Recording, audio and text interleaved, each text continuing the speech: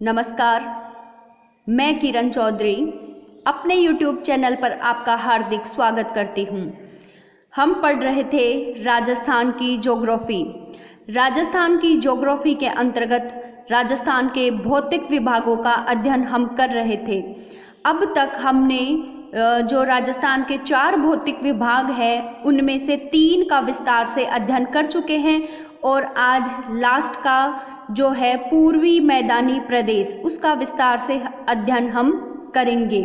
Topic शुरू करने से पहले मैं कहना चाहूँगी कि अगर आपको ये क्लियर नहीं दिख रहा है तो अपनी जो वीडियो क्वालिटी है 360 या 480 कर लीजिए, तो जो आपको ये पिक्चर है वो एकदम क्लियर दिखाई देगी। तो शुरू करते हैं आज का हमारा टॉपिक, पूर्वी मैदानी प्रदेश। सबसे पहले हम देखते हैं, ये मानचित्र में आप देखिए पूर्वी मैदानी प्रदेश, थार का रेगिस्तान, फिर अरावली पर्वतमाला, ये पूर्वी मैदानी प्रदेश और ये दक्षिण का पठार।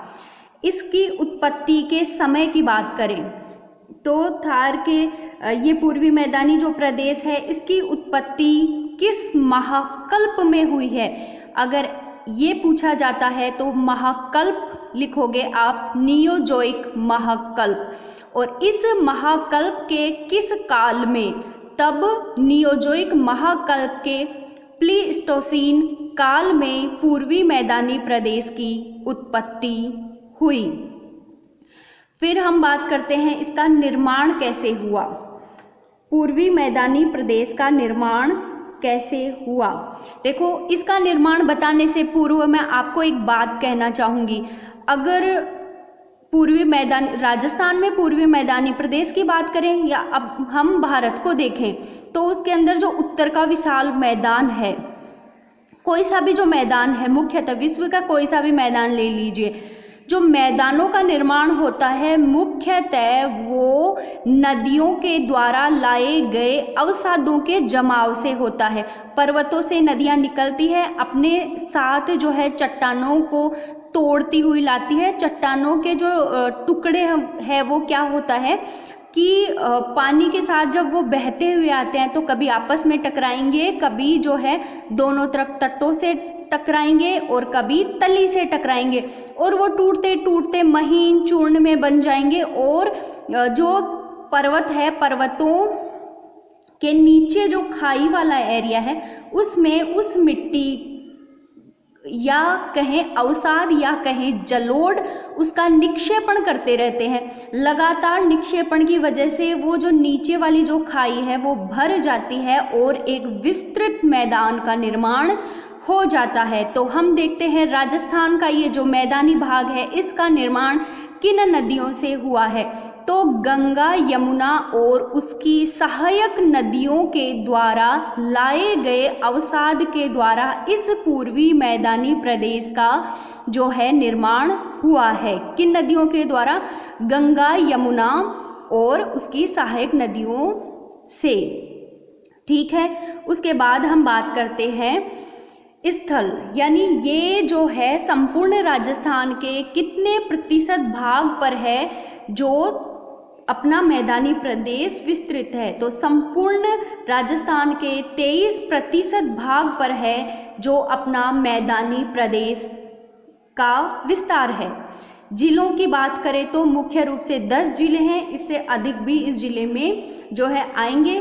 किस तरीके से आएंगे अभी बात करेंगे हम आगे। जनसंख्या की बात करें तो यहाँ पर है जो लगभग 40% जनसंख्या इस भाग में रहती है। देखिए, अपना जो थार का रेगिस्तान था वहाँ भी 40% है और इस मैदानी भाग में भी 40% है। कई बुक्स में आपको 39% भी लिखा हुआ आएगा। NCERT की बुक से लिया है मैंने, उसमें 40% है। ठीक है, तो दोनों में सेम चीज़ है, थार के रेगिस्तान में भी 40 और पूर्वी मैदान में भी 40। लेकिन अगर आपको ये पूछा जाए कि राजस्थान के किस भौतिक विभाग का जनघनत्व सर्वाधिक है तो आप कहोगे कि पूर्वी मैदान का जनघनत्व सर्वाधिक है। ऐसा क्यों? क्योंकि दोनों में 40-40% है। फिर हम इसको ज़्यादा क्यों कह रहे हैं? देखिए, जो अपना जो रेगिस्तानी इलाका है वो राजस्थान के कितने प्रतिशत क्षेत्र पर फैला है? 61% पर। जबकि ये कितने प्रतिशत पर है? 23%।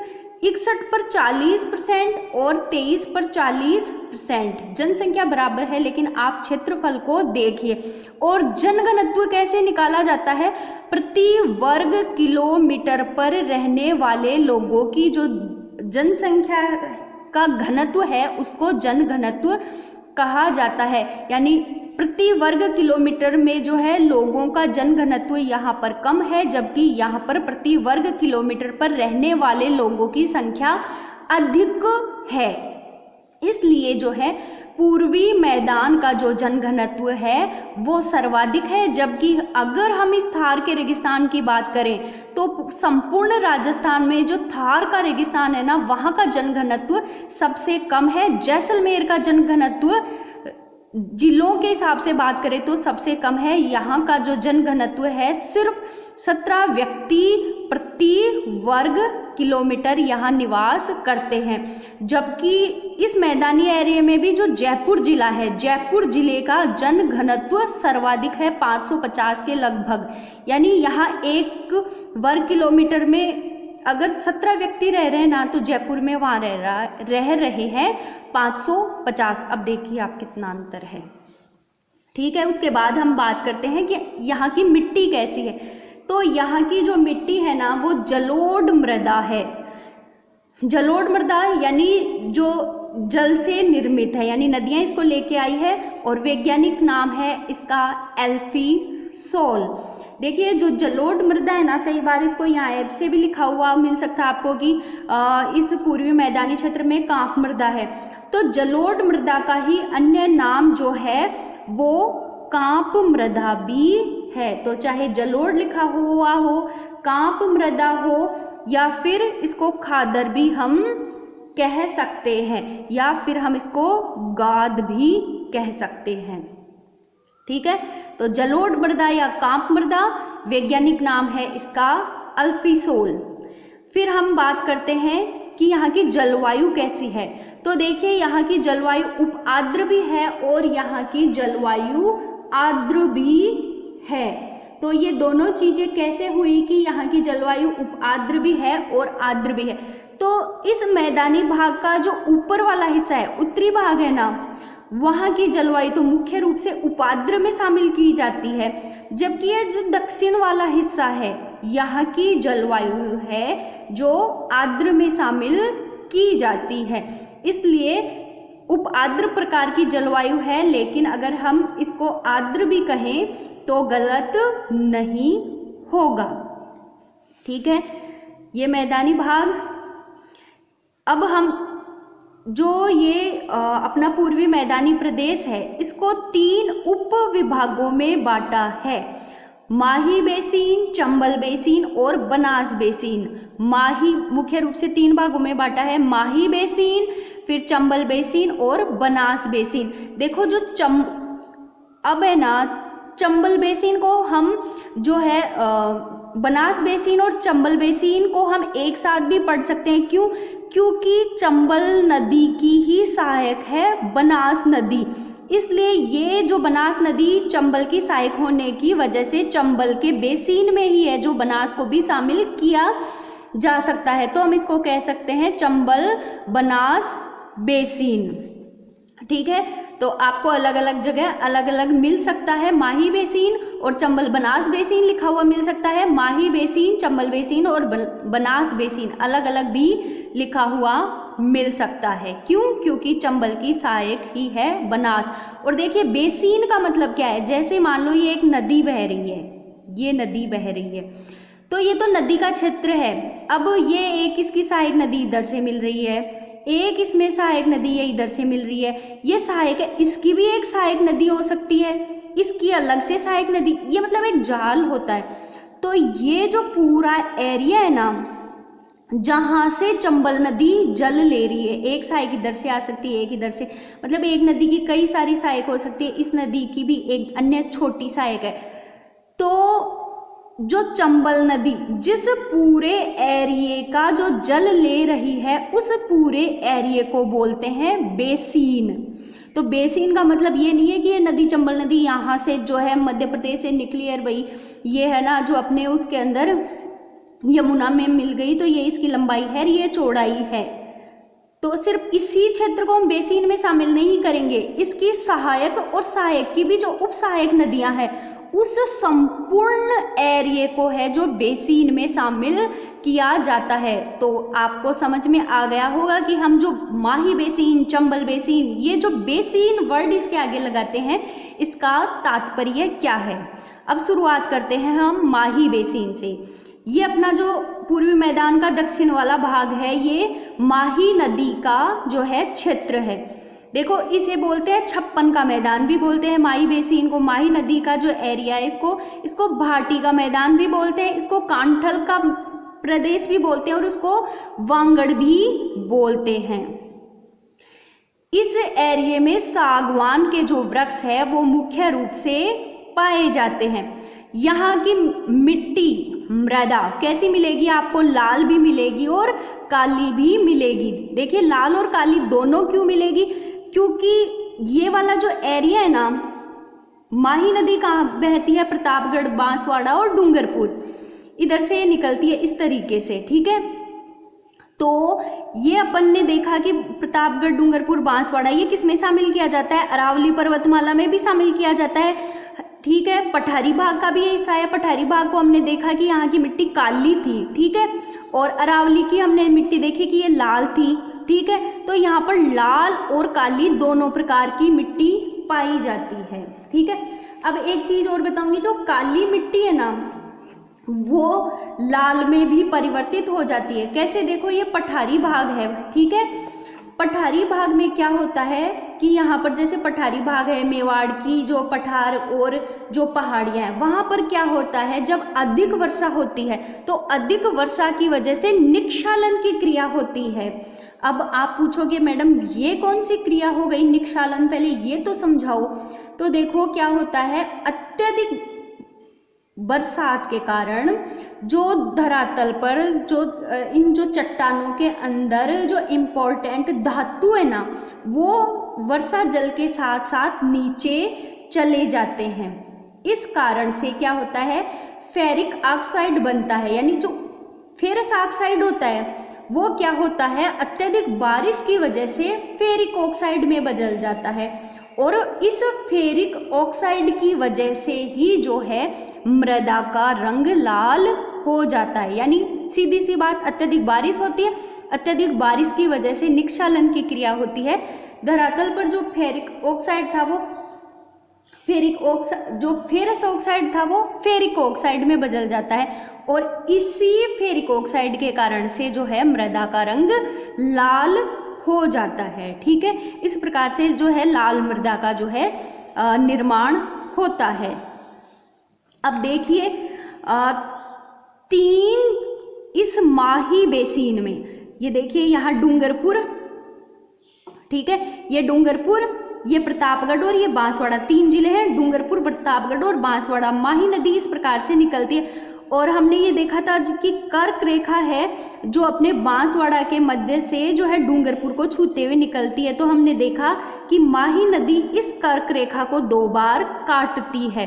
तो हमें पूछा जा सकता है कि राजस्थान की ऐसी कौन सी नदी है जो कर्क रेखा को 2 बार काटती है, तो माही नदी, क्योंकि ये मध्य प्रदेश से निकलती है, ठीक है, बांसवाड़ा में प्रवेश करती है और वापस ही मध्य प्रदेश में चली जाती है, इसलिए ये नदी इस कर्क रेखा को है जो 2 बार काटती है, ठीक है। अब देखिए इस माही बेसिन के जो 3 मैदान है वो बहुत इम्पोर्टेंट है, उनको आपको ध्यान से समझना है। मैंने बहुत मेहनत करके इस तरीके से एक मानचित्र बनाया है कि आपको उसकी स्थिति समझ में आ जाए। देखिए ये अपना मानचित्र, ये अपना दक्षिणी राजस्थान, ये है ये 3 जिले हैं, ये है डूंगरपुर, ये है जो अपना प्रतापगढ़ और ये नीचे बांसवाड़ा और ये अपने माही नदी का अपवाह क्षेत्र, ठीक है। माही नदी बह रही है बांसवाड़ा से डूंगरपुर और प्रतापगढ़ के साथ साथ लगते हुए।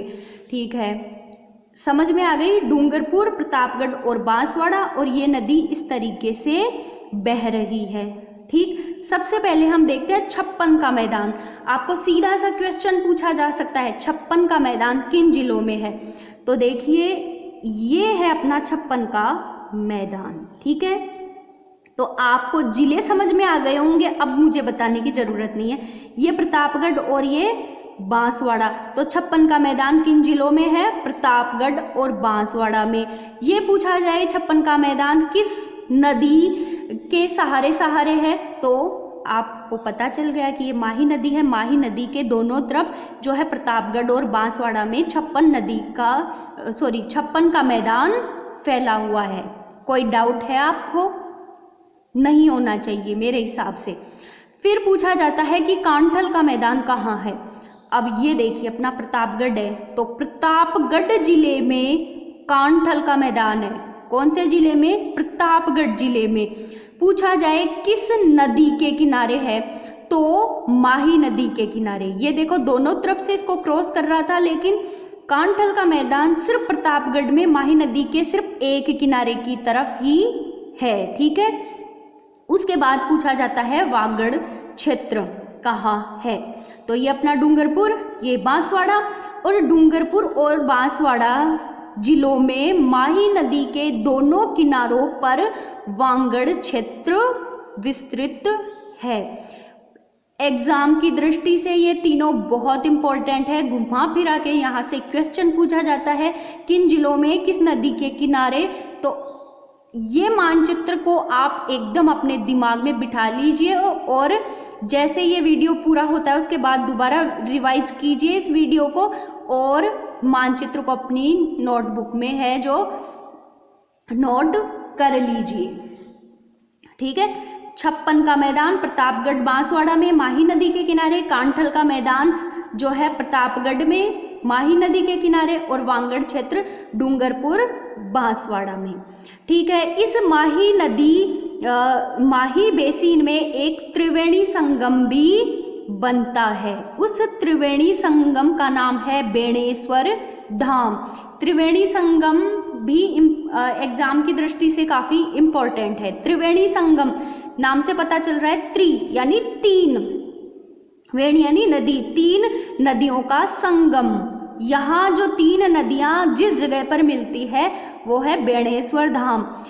और त्रिवेणी संगम जो बेणेश्वर धाम है किस जिले में है? डूंगरपुर जिले में। ठीक है, डूंगरपुर जिले में तीन जो नदियां मिलती है वो कौन सी है? सोम, माही, जाखम। त्रिवेणी संगम बेणेश्वर धाम किस जिले में है? डूंगरपुर जिले में। तीन नदियां सोम, माही और जाखम। माघ पूर्णिमा को यहाँ जो है मेला भी लगता है। ये कला और संस्कृति का जो है काफी इंपॉर्टेंट क्वेश्चन है, मेला यहाँ कब लगता है। ठीक है, ये था अपना माही नदी का बेसिन। अब उसके बाद हम चलते हैं चंबल का मैदान। देखिए चंबल से संबंधित जो क्वेश्चन पूछे जाते हैं घुमा घुमा के बार बार में, बीहड़ों के लिए प्रसिद्ध है। यानी ये राजस्थान की ही नहीं भारत की ऐसी प्रमुख नदी है जो अपने बीहड़ों के लिए प्रसिद्ध है। तीन ऐसे जिले हैं, धौलपुर, करौली और सवाई माधोपुर, जहां पर ये जो है चंबल के बीहड़ विस्तृत है। देखिए सबसे पहले तो हम ये देखते हैं कि ये चंबल नदी मानचित्र में एक बार इसको थोड़ा सा देखेंगे। चंबल नदी कहाँ से निकलती है? चंबल नदी जो है वो मध्य प्रदेश में निकलती है, महू से।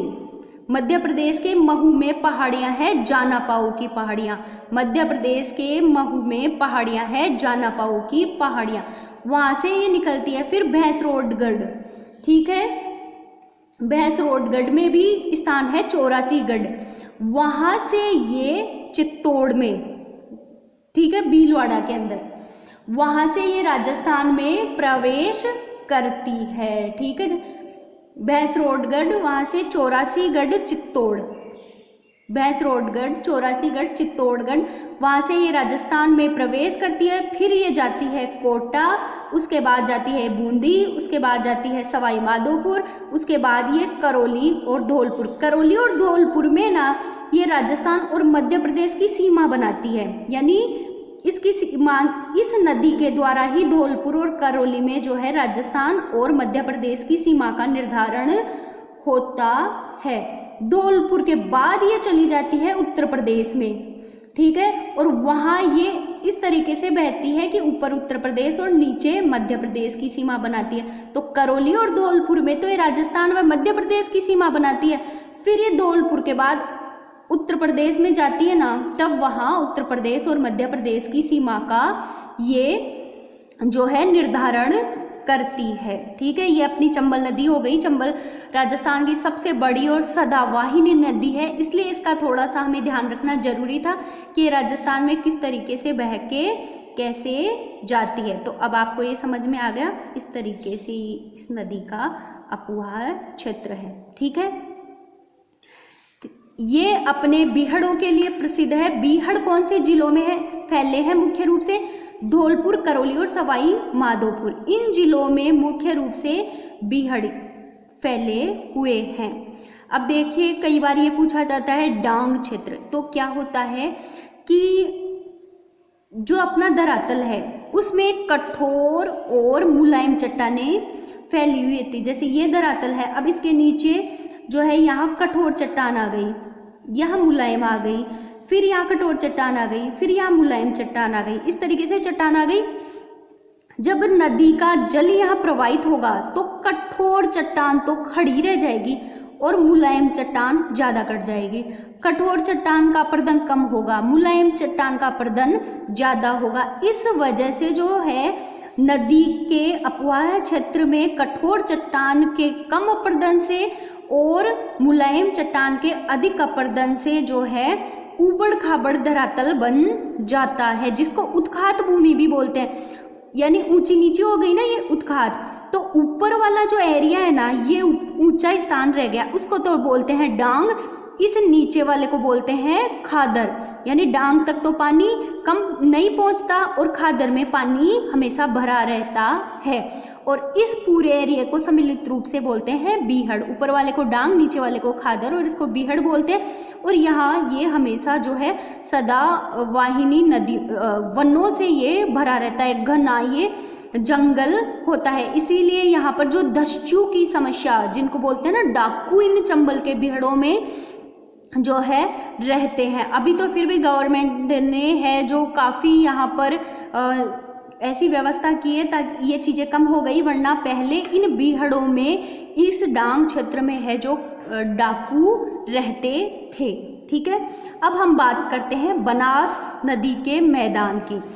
बनास की सहायक नदियों की बात करें तो खारी, बेड़च, मैनाल व अन्य कई इसकी सहायक नदियां हैं। बनास नदी का जो मैदान है उसमें 2 त्रिवेणी संगम बनते हैं। देखो पूरे मैदान में मुख्य रूप से 3 त्रिवेणी संगम बन रहे थे। एक तो माही नदी के बेसिन में और 2 बन रहे हैं बनास नदी के मैदान में। पहला है भीलवाड़ा के बिगोद मांडलगढ़ में, वहाँ बनास, बेड़च और मैनाल, ये 3 नदियां हैं। इन 3 नदियों के जो संगम, बनास, बेड़च और मैनाल, इन 3 नदियों का संगम कहाँ होता है? भीलवाड़ा जिले में, भीलवाड़ा के बिगोद मांडलगढ़ में, वहाँ त्रिवेणी संगम बनता है। उसके बाद हम बात करते हैं रामेश्वरम। रामेश्वरम जो है त्रिवेणी संगम कहाँ है? सवाई माधोपुर में। रामेश्वरम सवाई माधोपुर में कौन सी 3 नदियां हैं? चंबल, बनास और सीप। कौन सी 3 नदियां? चंबल, बनास और सीप, ठीक है। फिर हम बात करते हैं, देखो थोड़ा सा इसको कुछ ये बीहड़ वाला क्षेत्र है, इसमें से कुछ क्वेश्चन जो बनते हैं वो छूट गए थे, इसलिए फिर मैंने इसको दोबारा किया है। बीहड़ कहते किसे हैं? चंबल नदी के अवनालिका अपरदन से कंदरा युक्त क्षेत्र को क्या कहते हैं? बीहड़। चंबल नदी द्वारा अवनालिका यानी नालियां बन जाती है उसमें, तो उससे निर्मित कंदरायुक्त जो क्षेत्र होता है उसको कहते हैं बीहड़। ये मुख्य रूप से धौलपुर, करौली, सवाई माधोपुर में, जिसको डांग या दस्यू क्षेत्र भी बोलते हैं। दस्यू यानी जो डाकुओं का जो रहने वाला क्षेत्र होता है उसको बोलते हैं दस्यू क्षेत्र। फिर हम बात करें कि चंबल नदी के इस बेसिन में कई जिले हैं जिनके अंदर की बीहड़ है, लेकिन सबसे अधिक बीहड़ किस जिले में है? तो आता है हमारा धौलपुर जिला। सर्वाधिक बीहड़ किस जिले में है? वहाँ आएगा धौलपुर, करौली, सवाई माधोपुर और कोटा। तो हमें ध्यान रखना है धौलपुर जिले में सर्वाधिक बीहड़ प्रभावित क्षेत्र है। फिर पूछा जाता है बीहड़ की रानी। तो देखिए सर्वाधिक बीहड़ धौलपुर में है, इसलिए जो है बीहड़ की रानी धौलपुर को नहीं बोलेंगे, बीहड़ की रानी हम बोलेंगे करौली को। ठीक है, बीहड़ की रानी किसे बोलेंगे? करौली को। ठीक है, अब देखिए ये अपनी नदी है बनास नदी। किन किन जिलों से? चंबल नदी को तो हमने देख लिया था कि कहाँ से किधर जाती है। बनास नदी है राजसमंद से निकलती है। ठीक है, राजसमंद में कौन सी पहाड़ियां हैं? खमनोर की। चंबल नदी तो निकल रही थी जानापाओ की, महू एमपी से, और ये राजसमंद से निकल रही है बनास नदी और वहाँ है खमनोर की पहाड़ियाँ। उसके बाद ये चित्तौड़ में जाती है, फिर भीलवाड़ा, फिर अजमेर, फिर टोंक, फिर सवाई माधोपुर, और फिर ये मिल जाती है बनास नदी किसमें? चंबल में। ऊपर मैंने बताया था कि ये बनास नदी है वो चंबल की सहायक है। ठीक है, अब देखिए ये है अपना राजसमंद और ये है भीलवाड़ा। इसके बीच में एक ये मैदान है। ठीक है, एक ये मैदान है राजसमंद। राजसमंद का स्थान है देवगढ़ से भीलवाड़ा। यहाँ पर ये राजसमंद के देवगढ़ से भीलवाड़ा के मध्य का जो मैदान है उसको बोलते हैं पिडमांट मैदान। याद रखना पिडमांट मैदान कहाँ है, किन जिलों में है? तो आपको याद रखना है राजसमंद और भीलवाड़ा के मध्य, राजसमंद का देवगढ़।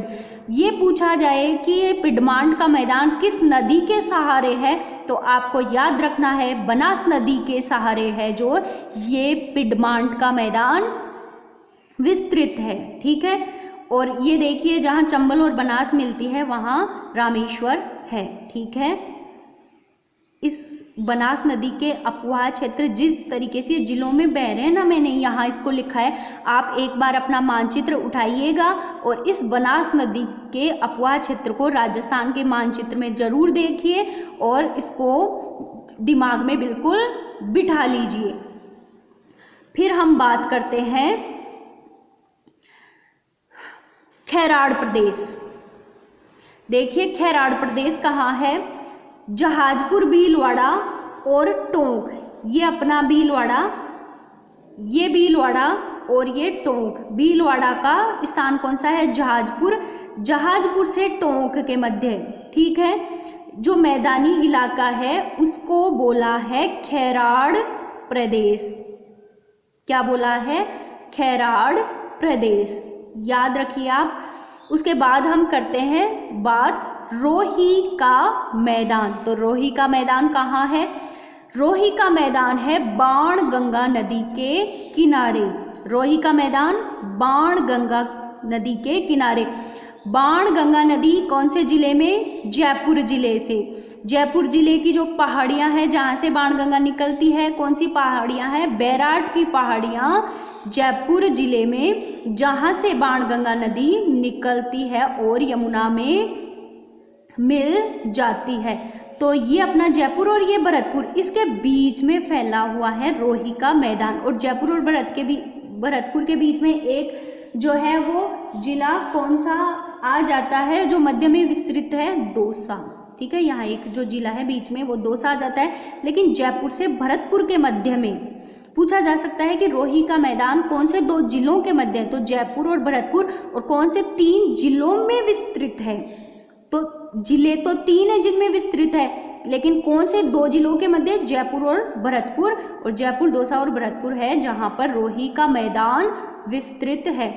तो पिडमांट का मैदान, खैराड़ प्रदेश और रोही का मैदान, तीनों को है जो आप अच्छे से ध्यान रखिए।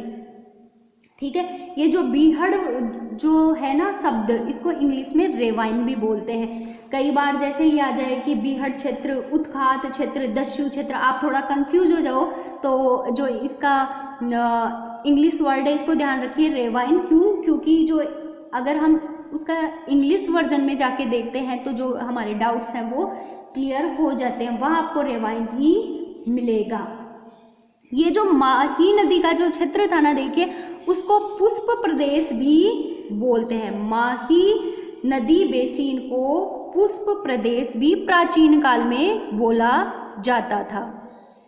ठीक है, कैसा लगा आज का ये जो मेरा टॉपिक था, दक्षिणी पूर्वी मैदानी प्रदेश। बहुत मेहनत की है मैंने कि आपको मैं इस तरीके से समझाऊं कि ये आसानी से समझ में आ जाए। अगर हम इनको बिना मानचित्र की सहायता से रटने की कोशिश करते ना तो ये शायद 2 दिन 4 दिन हमें याद रहता, लेकिन लंबे समय तक याद नहीं रह पाता। इसलिए मैंने हर चीज़ को मानचित्र के द्वारा है जो समझाने की जो कोशिश की है। ये जो अपना माही नदी का ये बेसिन है, इसमें ये जो 56 का मैदान, कांठल मैदान और वांगड़ मैदान, ये बहुत इम्पोर्टेंट है। इसको आप बिल्कुल अच्छी तरीके से है जो याद कर लीजिए। और देखिए, कभी कभी पढ़ते पढ़ते हमें ये लगता है कि जो है हम नहीं कर पाएंगे, बहुत मुश्किल है, किधर क्या, ये 56 वपन, बहुत कन्फ्यूजन हो रहा है। तो ऐसा कुछ नहीं है। हम जो मन में जैसे विचार लाते हैं वैसा ही हमारा दिमाग काम करता है। कहते हैं कि हमारे जो अवचेतन मन में जैसी चीज़ें चलती रहती है ना, जैसे हमारे अवचेतन मन में चीज़ें चलती है वैसा ही हमारी लाइफ में सब कुछ चलता है। इसलिए अपना जो ये अवचेतन मन है इसमें हमेशा पॉजिटिव थॉट रखिए। हमेशा कहिए अपने आप से, ये मैं कर सकता हूँ या ये मैं कर सकती हूँ, ये मुझे करना ही है, मैं किसी से कमज़ोर नहीं हूँ। हर बार अपने आप को ये सोचिए, जब भी थोड़ा सा भी आप परेशान हो जाए, लगे कि मुझे याद नहीं हो सकता, मुझ में तो दिमाग ही इतना ही है, मैं बहुत जो है मैं इंटेलिजेंट की बराबरी नहीं कर सकता, तो फिर अपने दिमाग में जैसे ये विचार आए आप सोचें, नहीं मैं कर सकता हूँ। क्यों? क्योंकि भगवान ने हर किसी को उसकी एक गॉड गिफ्ट के साथ जो है ना इस दुनिया में भेजा है। सब में अपने अपने गॉड गिफ्ट है। इसलिए आप अपने गॉड गिफ्ट को पहचानिए और पॉजिटिव सोचिए और मेरे वीडियो देखते रहे। बहुत मैं आसानी से आपको समझाने की कोशिश करूँगी, बस मेरे साथ बने रहे, वीडियो को पूरा देखें, जो है स्किप ना करें, ना इसको जल्दी जल्दी, क्योंकि जल्दी जल्दी देखने से हमें समझ में आता है पर वो याद नहीं रह सकता। इसलिए बिल्कुल इसको एकदम आराम से चलाइए, दोबारा इसको देखिए और नोट्स बनाते जाइए, कोई दिक्कत कहीं भी नहीं आएगी। आपके लिए ज्योग्राफी बहुत इजी हो जाएगा। नेक्स्ट वीडियो तक के लिए धन्यवाद।